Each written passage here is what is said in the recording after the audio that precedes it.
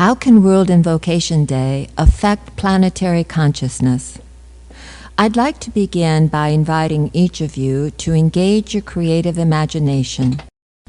As you prepare to do so, it might be helpful to recollect that the esoteric wisdom refers to the creative imagination as that distinctly human faculty which is actually the seed of the intuition, and even the precursor to that enlightened state of bliss which in the East is known as samadhi. So within that context, if you would, for the next few minutes, close your eyes and imagine the more than 7 billion people now on our planet as one vital, dynamic organism, one interconnected, interrelated planetary center, a multicolored, multi-hued, geometrically diverse mandala.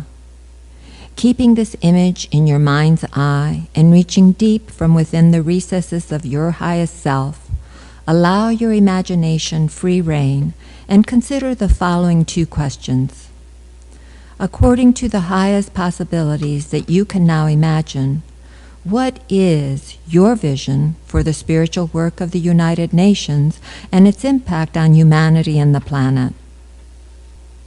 And secondly, what is it that you, as an individual, can uniquely contribute to help bring about this vision? Please realize that this vision which you just brought forth is your connection to your soul's intention. This vision is what you hold in trust for the rest of humanity and all life on the planet. It's a part of the promise of how the new age of Aquarius and the Satya Yuga, or golden age we are now entering, might unfold. That is, if each one of us takes responsibility for our vision and works in the day-to-day life to make it a reality. Remember this vision as we will return to it.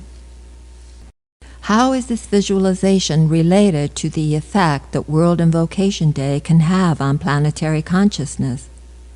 A description of World Invocation Day, I think, will provide the answer.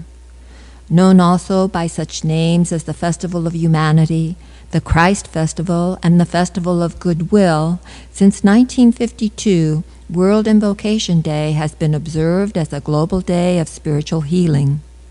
Occurring when the sun is in Gemini, it's an opportunity to recognize the whole earth poised in conscious and unconscious invocation.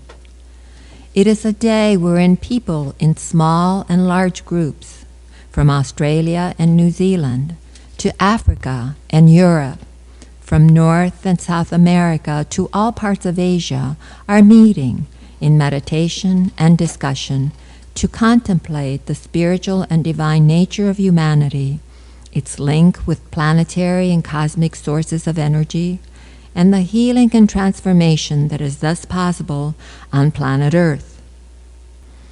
It's an esoteric truth that we live in a second-ray solar system of love-wisdom, and that this energy reaches our solar system through the sign of Gemini, which with the constellation of the Great Bear and the Pleiades forms a cosmic triangle, affecting the healing of the nations. Esoterically, Gemini controls the heart of our solar system, and thus this sign controls the pulsation of life. And herein is our great opportunity and responsibility to be of planetary service on this World Day of Invocation. The third of 3 major spiritual festivals, following as it does, firstly the Easter festival, and secondly the Festival of Wesak, or the Festival of the Buddha. World Invocation Day is a culminating point, providing a crescendo of revelation, which can lead to transformative planetary changes. This festival celebrates the spirit of humanity aspiring towards God or higher consciousness. It brings attention to the fact of a higher cosmic will and plan, recognizing that humanity is not living an uncharted course and that humanity can be in communication, in contact with the higher realms of consciousness that exist on our planet and in the cosmos. It focuses on humanity's unique role as a bridge builder and its task, ultimately, to become aware of the unimpeded relationship existing among all centers and states of cosmic, solar, and planetary consciousness, relating that which is above and that which is below, or that which is inward, that is, esoteric, to that which is outward, or exoteric, a form of inbreathing and outbreathing, of receiving and giving. When acting in this capacity, humanity can then take part in the divine circulatory flow, receiving the invoked higher energies and radiating these to the whole of humanity, as well as to the animal, the plant, and the mineral kingdoms, helping thus in the work of making planet Earth a sacred planet. Once the purpose of this day is fully recognized, its legacy will be an understanding of how the center humanity can scientifically engage in the process of invocation and evocation, a process that describes both the voiced and the voiceless appeal and the inherent urge towards light, which is innate in all forms, producing interplay and relationship, urging all to penetrate further into the light. This process of invocation and evocation is as true for the flower that pushes its way through the dark of the earth into the light of the sun, as it is for the disciple or spiritual worker who can intentionally strive to pierce into the higher and deeper dimensions of consciousness. Thus, in time to come, life in the three worlds of the physical, the emotional, and mental states of consciousness will be superseded by life in the five worlds, which will then include an awareness of the Buddhic and Atmic dimensions of consciousness, today available only to the few. Here it might be helpful to mention the esoteric keynote for the sign of Gemini. I recognize my other self, and in the waning of that self, I grow and glow. I recognize my other self, and in the waning of that self, I grow and glow. As a dual sign, Gemini calls attention to the twins, Castor and Pollux, who represent the dual nature of humanity. One twin represents the mortal half, the personality, and the other the immortal half, which is of the soul or the spiritual self. This immortal part links each of us to that great, living, vibrant chain of hierarchy, a hierarchy made up of those beings who watch over humanity's evolution and create that stream of light, love, and will to good that has existed on our planet since the dawn of humanity, a stream which grows ever more electrified and ever more vibrant each time that any one individual takes up his or her work of world salvage and healing.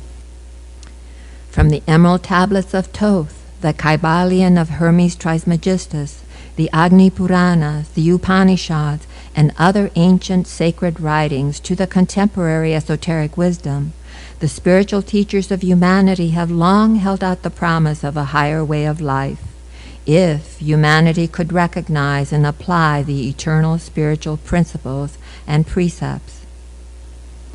Again and again throughout history, enlightened spiritual teachers have come forth, manifesting as much of the divine and cosmic wisdom as the humanity of the day could comprehend. As planted seeds, these spiritual teachers left their ideas in the hearts and minds of humanity, there to germinate and bear fruit, leading us ever onwards from death to immortality, from darkness to light, and from the unreal to the real. Increasingly, people are becoming familiar with the radiant rainbow bridge of light, which is the focus of World Invocation Day.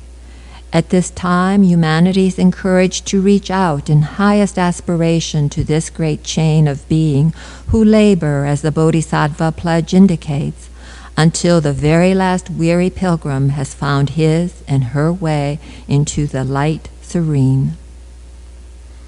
Referring to World Invocation Day as the Christ Festival brings attention to the universal Christ principle at the heart of all life, and to the living Christ, the pulsating center within the circle, the one who is known and is expected to return into outer activity, being referred to in the world's religions by such names as Maitreya, Bodhisattva, Messiah, Imam Mahdi, and so forth.